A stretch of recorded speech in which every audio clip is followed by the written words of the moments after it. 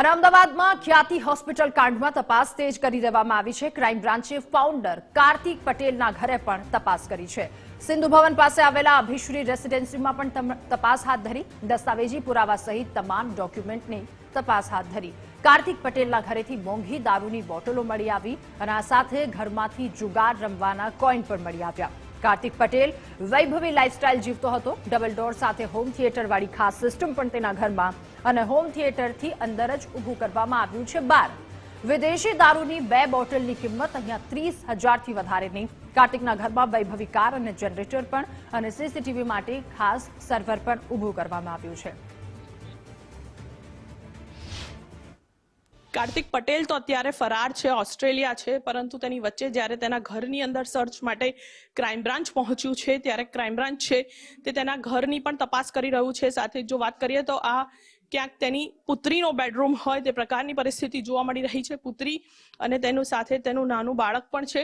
સાથે જો વાત કરીએ તો કાર્તિક પટેલના પરિવારને લઈને અનેક સવાલો હતા કે કોણ છે, ક્યાં છે, પરંતુ આ તેના પુત્રીના બેડરૂમની અંદર આ તમામ તેના પરિવારજનોના પણ ફોટા છે કે જેમાંથી દેખાય છે સ્પષ્ટ કાર્તિક પટેલ, તેની દીકરી, તેનો જમાઈ હોય કે પછી પુત્ર હોય, પરંતુ આ છે કાર્તિક પટેલના પત્ની અને સમગ્ર ફેમિલી ફોટોસ છે તે પણ અહીંયા સ્પષ્ટ જોવા મળી રહ્યા છે। કાર્તિક પટેલનું આ વૈભવી ઘર અને તેની સાથે જ તેના પરિવારના પણ આ સભ્યો છે કે જે અહીંયા જોવા મળી રહ્યા છે। કાર્તિક પટેલ તો હાલ ભાગેડું છે, પરંતુ તેના ઘર, તેની લક્ઝુરિયસ લાઇફસ્ટાઇલ અને તેનાથી જ ક્યાંક એક બાબત પણ સ્પષ્ટ છે કે સંપૂર્ણપણે ઘર જે રીતે ગોઠવેલું છે, જે રીતે સાફ સુથરું છે, તેનાથી ક્યાંક એક બાબત સ્પષ્ટ કહી શકાય કે કાર્તિક પટેલ અગાઉથી જ સંપૂર્ણ રીતે પ્લાનિંગ કરીને ઘર છોડીને ભાગ્યો હોય। સાથે જ જીમ, કસરત કરવાના સાધનો સહિતની તમામ વસ્તુઓ છે તે પણ અહીંયા કાર્તિક પટેલના ઘરની અંદર હાજર છે। આપ જુઓ, આ જે ફોટોગ્રાફ્સ ત્યાં પણ હતા તે જ ફોટોગ્રાફ્સ અહીંયા આ બીજા બેડરૂમની અંદર પણ જોવા મળી રહ્યા છે। એક વૈભવી લાઇફસ્ટાઇલ જીવવાનો શોખીન હોય કાર્તિક પટેલ તેવું પ્રૂફ થઈ રહ્યું છે। કાર્તિક પટેલના ઘરનું આ બાથરૂમ જુઓ, એક સામાન્ય માણસ છે તે કદાચ વિચાર પણ કરી શકે તેવું છે। વોકિંગ ક્લોઝેટ અને તેની સાથે આ જકુઝી વાળું બાથરૂમ છે તે છે। સાથે જ વોશિંગ એરિયા અલગ છે, બાથ એરિયા અલગ છે, ટોયલેટ અલગ છે, વોશ બેસિંગ પણ અલગ છે। એક રૂમ જેટલું સામાન્ય માણસનું એક ઘરનો રૂમ જે સાઇઝમાં હોય તે જ સાઇઝનો આ તેનું બાથરૂમ છે। સાથે જ બાથ ટબ પણ છે। એટલે આ બાથ ટબ માત્ર એક બેડરૂમની અંદર નહીં, પરંતુ તમામે તમામ બેડરૂમમાં આ જ પ્રકારેના બાથરૂમ છે તે પણ જોવા મળી રહ્યા છે। સાથે જ આ વોકિંગ ક્લોઝેટ છે તે પણ છે। આપ અહીંયા પણ આવી શકો તો જુઓ કે કેટલા મોટો આખું વોકિંગ ક્લોઝેટ છે જે અહીંયા બનાવવામાં આવ્યો છે અને આ જ પ્રમાણેના ક્લોઝેટ છે તે તેના આખા ઘરના તમામ બેડરૂમની અંદર બનાવવામાં આવ્યા છે। લોકોના જીવ લેવા વાળો આ કાર્તિક પટેલ અને આ તેનું વૈભવી ઘર, એક રૂમની અંદર રૂમ કરતા મોટું સામાન્ય લોકોના ઘરમાં પણ ના હોય તેવડું મોટું બાથરૂમ, વોકિંગ ક્લોઝેટ અને તમામે તમામ બેડરૂમની અંદર પણ બાથટબ છે।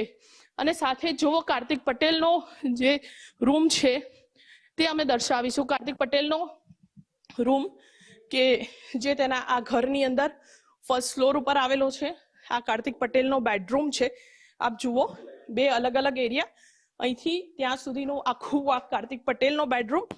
આ જુઓ કાર્તિક પટેલનો આ બેડરૂમ કે એક આલિશાન બેડની સાથે જ સામાન્ય લોકોએ કદાચ સ્વપ્ન જોયું હોય તેટલું મોટું એલઈડી અને સાઉન્ડ સિસ્ટમ છે તે પણ લગાવવામાં આવી છે।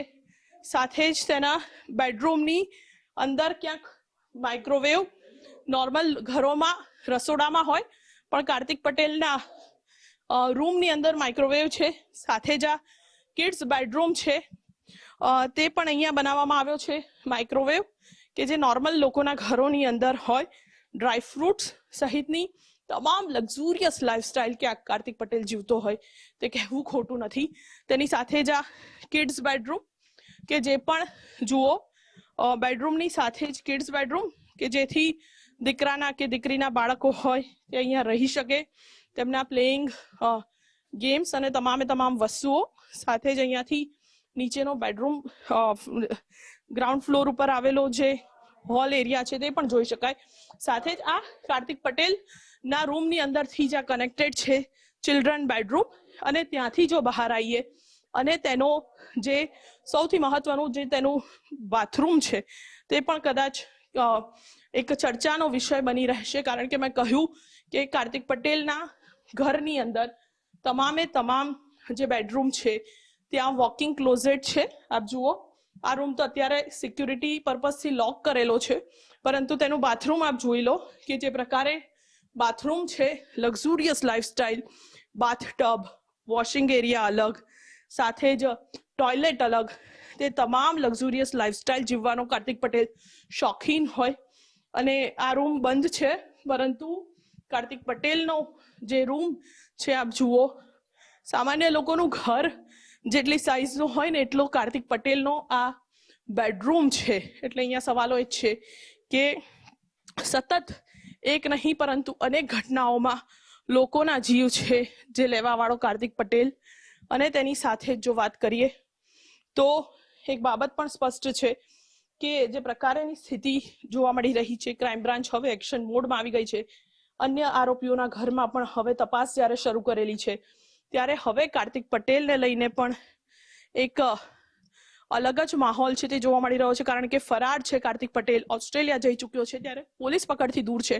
હવે ક્યારે પકડાશે તે જોવું રહ્યું, પરંતુ હવે જ્યારે તેના ઘરની અંદર તપાસ કરવામાં આવી, દારૂની બોટલ, જુગાર રમવાના કોઈન પણ મળી આવ્યા છે, ત્યારે હવે પોલીસ છે, ક્રાઇમ બ્રાન્ચ છે, તે તેની સામે વધુ આકરા પગલા અને પ્રોહિબિશનનો ગુનો પણ દાખલ કરશે. કેમેરામેન નરેશ રજોરા સાથે રીમા દોશી, ગુજરાત ફર્સ્ટ, અમદાવાદ.